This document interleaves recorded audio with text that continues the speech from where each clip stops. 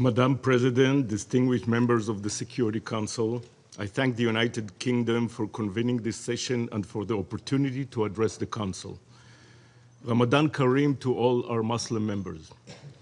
I appear before you as an Israeli patriot and a Zionist, and as a member of the Israeli-Palestinian Coalition United for Shared Future, a partnership of Israelis and Palestinians who believe that the only viable way to resolve the conflict and to ensure security, dignity, and prosperity for both people is through a two-state solution embedded in a broader regional framework.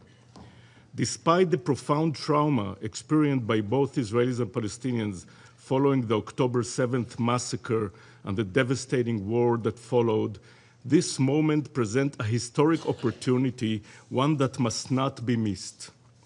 The growing sense of urgency within the international community and across the Middle East must be translated into a clear and irreversible pathway toward the demilitarized Palestinian state alongside Israel, anchored in a regional coalition that integrates both Israel and Palestine into the region while marginalizing jihadist and terrorist forces of all sides. This is not only a two-state solution, this is in effect what we at J Street call a 23-state solution. Israel, Palestine, and the 21 Arab states that endorse the Arab Peace Initiative, normalizing relations and cooperating for mutual security and prosperity. Importantly, this regional vision is not disconnected from the Israeli public opinion.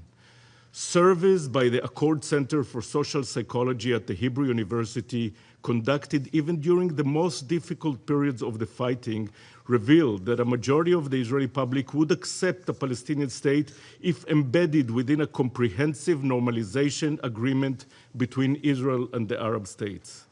Approximately 61% of the public prefer separation from the Palestinian over annexation.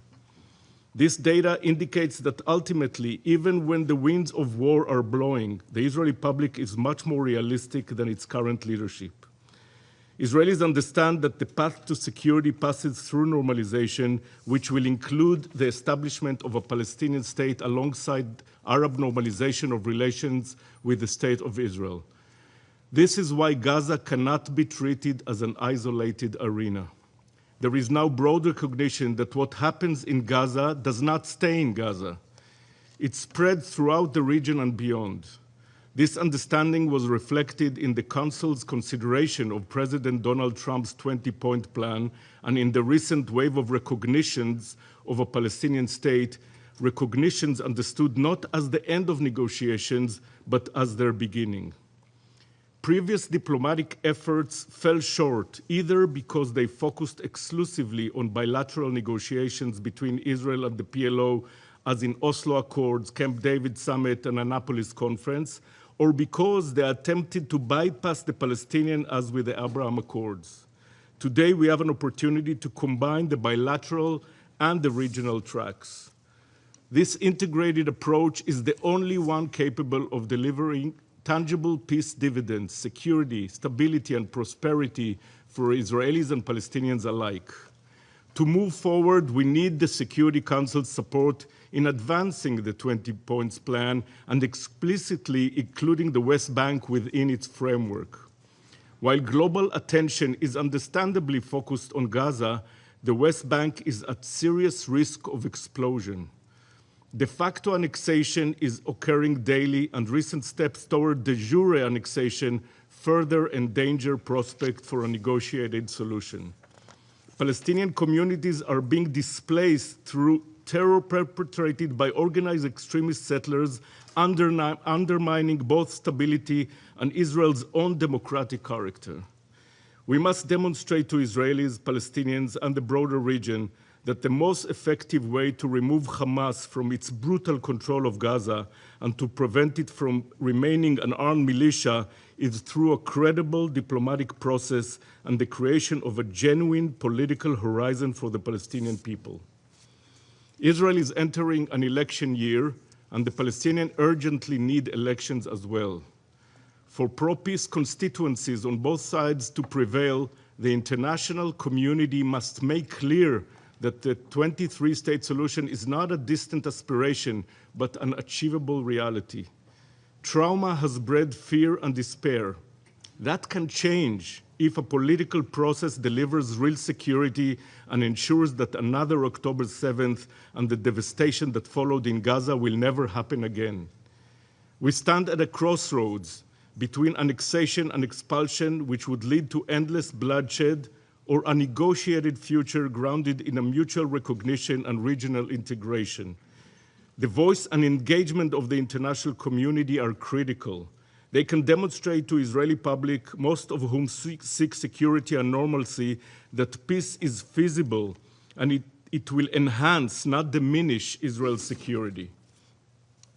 Israel was deeply traumatized also after the 1973 war with Egypt and Syria. Yet within a few years, we achieved peace with Egypt.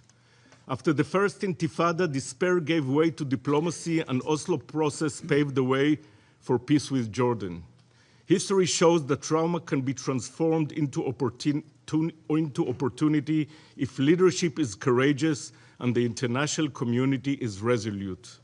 Some Israelis argue that recognizing a Palestinian state alongside Israel would reward Hamas.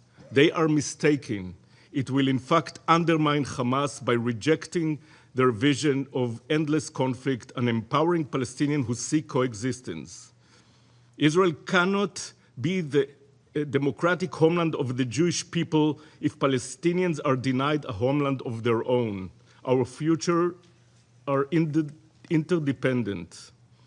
Our joint Israeli-Palestinian coalition, led by Hiba Casas and her organization Principles for Peace, demonstrates that the different path is possible. We have developed concrete, actionable plans and stand ready to work with all who are committed to leading us out of the current tragedy and toward a secure and prosperous future for the entire region, one that will also strengthen global stability. Thank you. I thank Mr. Tamir for his briefing.